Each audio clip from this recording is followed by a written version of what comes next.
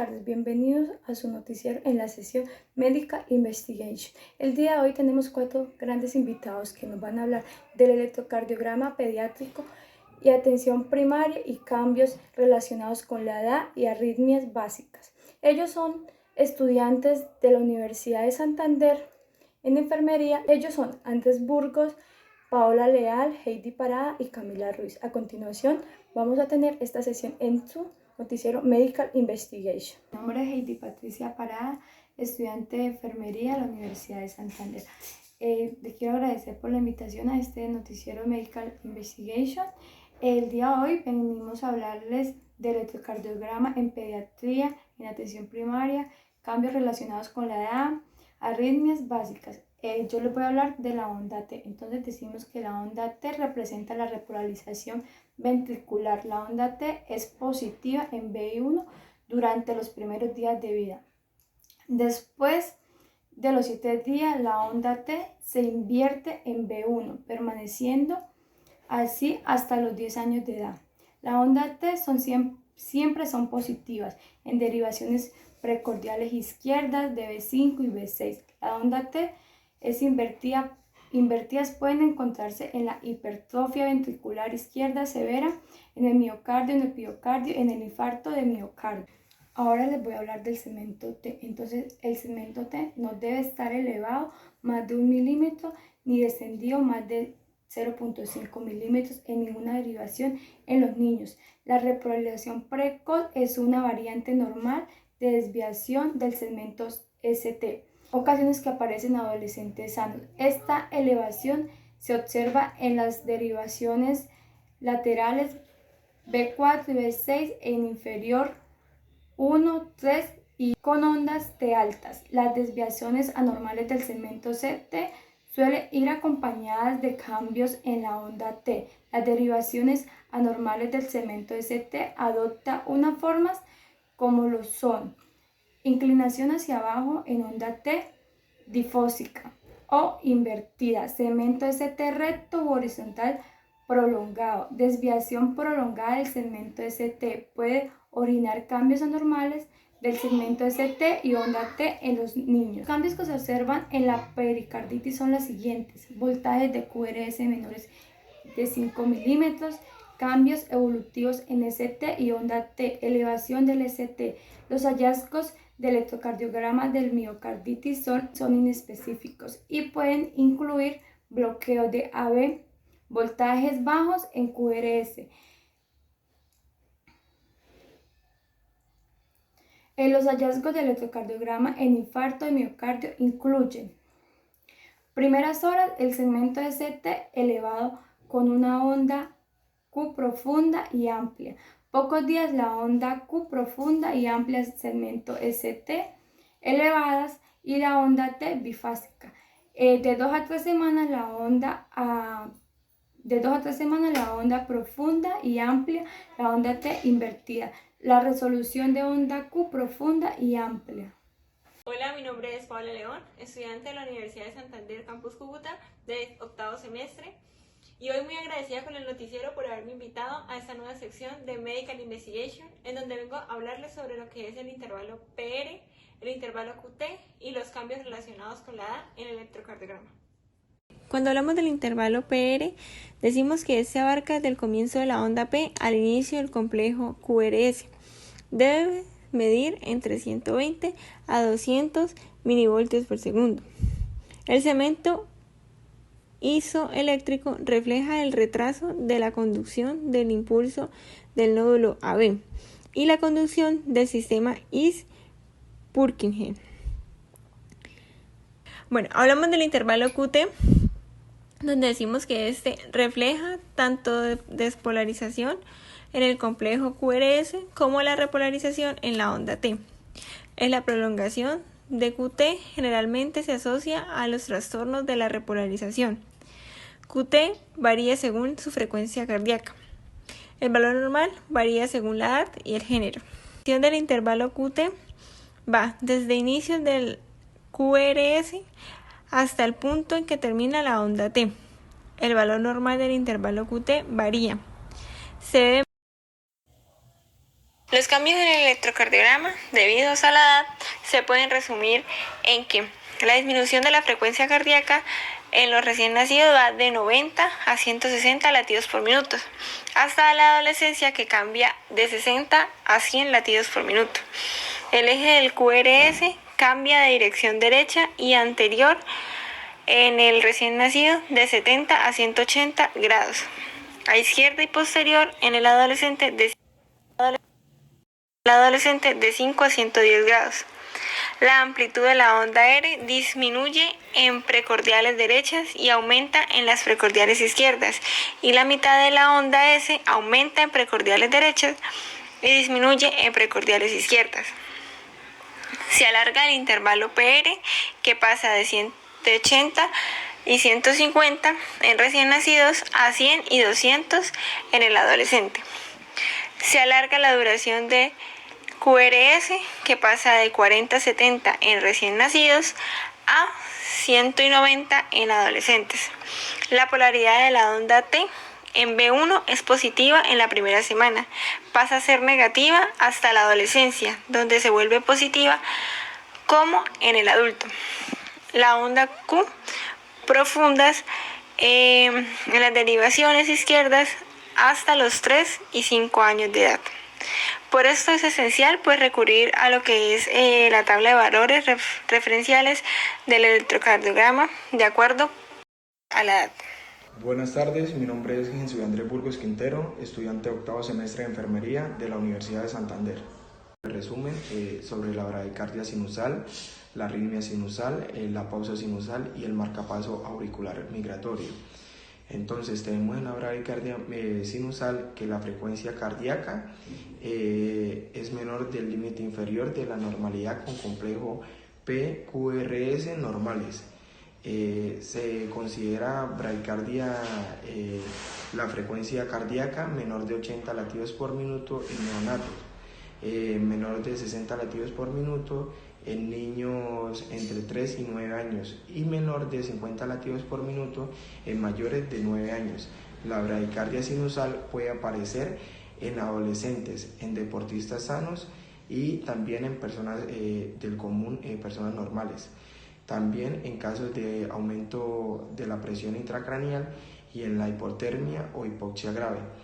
En la arritmia sinusal vamos a tener que la arritmia sinusal respiratoria es un hallazgo normal en niños sanos, donde la frecuencia cardíaca aumenta durante la inspiración y va haciéndose lenta durante la expiración, pero va a mantener la configuración normal y la relación normal. En la pausa sinusal vamos a tener que la pausa sinusal es el resultado del fracaso momentáneo del nódulo sinusal para iniciar el impulso. Puede producirse un latido de escape de zonas inferiores como la zona de la unión aurículo-ventricular. Puede deberse al aumento del tono vagal o situaciones que cursen con la hipoxia. En el marcapaso auricular migratorio tenemos que es un hallazgo habitual sin significado patológico y consistente en la variación de la morfología de la onda P con la activación de regiones auriculares distintas del nódulo sinusal durante la disminución episódica del ritmo sinusal sin variación del complejo QRS. Soy Camila Ruiz, estudiante de enfermería, octavo semestre de la Universidad de Santander.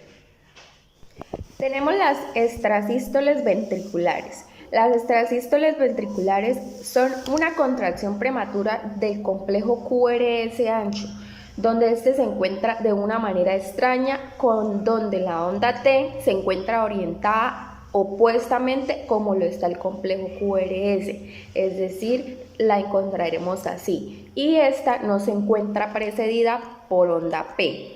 Los trazados en el electrocardiograma que tenemos a continuación, este y este, nos muestran unos ejemplos de extrasístoles ventriculares, donde podemos observar la onda T en dirección opuesta al complejo QRS y donde no está precedida de una onda P. Según la morfología que tienen el complejo QRS, los extrasístoles ventriculares se pueden dividir en monomórficos, los cuales indican que la extrasístole ventricular tiene la misma morfología en la misma derivación. Los polimórficos ya cambian porque, como su nombre lo dice, poli, de que las extrasístoles tienen una morfología diferente, pero en la misma derivación. Ahora bien, debemos tener claro que si en cada extrasístole ventricular alterna un solo latido normal, a este le denominaremos bigeminismo. Pero si por el contrario ya no es un solo latido, sino entre cada extrasístole existen dos latidos normales, se le denominará trigeminismo. En el siguiente electrocardiograma podemos observar un ritmo con 3 latidos normales seguidos y le procede una extrasístole ventricular. También se le tienen denominaciones a la cantidad de extrasístoles dentro de un trazo. Cuando existen 2 extrasístoles seguidas, a estas se le denominarán parejas. Cuando existen 3 extrasístoles seguidas, se le denominarán tripletes. Pero si por el contrario ya existe más de 3 extrasístoles seguidas, ya esto se le denomina una taquicardia ventricular. Resulta que las extrasístoles ventriculares son frecuentes en adolescentes y niños. Suelen ser benignos, sobre todo si se trata de una extrasístole ventricular monomórfica, es decir, con una misma morfología en la misma derivación. ¿Cómo podemos disminuir o que desaparezca esta extrasístole? Pues simplemente con el ejercicio, hablándose de una extrasístole ventricular aislada. En caso de que nos encontremos con una extrasístole ventricular ya muy frecuente, debemos de descartar la presencia de una cardiopatía estructural. Hasta por el momento no vamos a requerir tratamiento hasta que descartemos la presencia de esta alteración. Cuando existe esta situación, pero en niños con palpitaciones, debemos y podemos requerir una prueba de esfuerzo, la cual nos va a confirmar su supresión durante un esfuerzo que se represente como un criterio de benignidad de la arritmia. Seguimos, encontramos las alteraciones de la conducción auriculoventricular. Tenemos como primero el bloqueo de primer grado. En el bloqueo de primer grado tenemos que se prolonga el intervalo PR por encima del límite superior de lo normal para su edad. ¿Esto a qué se debe? Se debe al retraso anormal de la conducción a nivel del nodo auriculoventricular. Esta situación, este bloqueo de primer grado, puede aparecer en niños sanos y no tiene habitualmente significado patológico ni precisa tratamiento. En raras ocasiones pues puede evolucionar a bloqueos ya más avanzados que pues sí van a requerir un tratamiento, pero pues esto es ocasionalmente, no es frecuente. Como lo venía diciendo, este puede aparecer en niños sanos, como por ejemplo, aquí podemos observar un electrocardiograma, un trazado donde se encuentra el trazado de un niño de 14 años con un intervalo PR de 0,20 segundos. Ahora tenemos el bloqueo de segundo grado. En este bloqueo, algunas ondas P no van seguidas de QRS. Existen 2 tipos en este bloqueo de segundo grado. Tenemos el MOVITS tipo 1, denominado también fenómeno de Weckenbach, y pues el PR se va alargando de forma progresiva hasta perder un QRS, es decir, entre el PR se pierde un QRS donde no lo podemos identificar. El registro de este electrocardiograma nos presenta cómo se alarga progresivamente el intervalo PR en los 4 primeros latidos. El quinto latido ya muestra una onda P que no conduce a ningún QRR. Este tipo de bloqueo de segundo grado puede verse en niños sanos con predominio vagal, durante el sueño o en casos de miocarditis, miocardiopatías o intoxicación digitálica. Tenemos que el bloqueo es a nivel del modo auriculoventricular. Generalmente pues no requiere un tratamiento como tal, pues progresa en bloqueo pero no completamente, y lo único que vamos a tratar es como la causa que se desencadene. Solo vamos a tratar esto, no vamos a tratar el bloqueo como tal porque no requiere tratamiento, sino la causa que nos desencadene este tipo de bloqueo de segundo grado. Tenemos el bloqueo de segundo grado MOVIPS tipo 2. En este bloqueo se le denomina o todo o nada. ¿Por qué? Tenemos una conducción donde existe la conducción auriculoventricular normal con un intervalo PR normal junto a unos latidos normales, pero ¿qué pasa? La conducción queda completamente bloqueada. Entonces la frecuencia auricular es normal, pero la ventricular depende de un número de impulsos auriculares que se conduzcan. Tenemos en el trazado del lado de acá donde se muestran las ondas PES que no conducen en los latidos 4, 6, 8 y 10. Entonces, las marcas de abajo nos van a indicar el registro que les estoy nombrando. Las marquitas, las rayitas de abajo. Este tipo de bloqueo MOVIPS tipo 2 de la parte de bloqueo de segundo grado es más grave que el primero.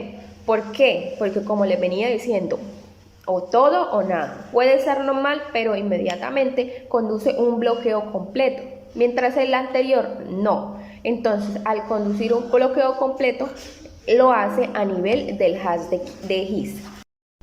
Y por último, tenemos el bloqueo de tercer grado o completo, donde la actividad auricular y ventricular son independientes. Ellas trabajan cada uno por su lado. Aquí existe una disociación. Entonces, las ondas P son regulares a una frecuencia normal para la edad del paciente, los complejos QRS son regulares, pero ¿qué pasa? Que trabaja a una frecuencia mucho más baja. Por último, tenemos la fase de preexcitación. En esta fase lo que sucede es que el tejido ventricular se activa antes de lo que le corresponde, de lo que él generalmente lo hace, en relación con la conducción del His de Purkinje normal. Entonces, esta conducción anómala, porque no es normal que se active antes, ¿qué nos va a dar? Nos va a dar una conexión accesoria entre el músculo auricular y el músculo ventricular.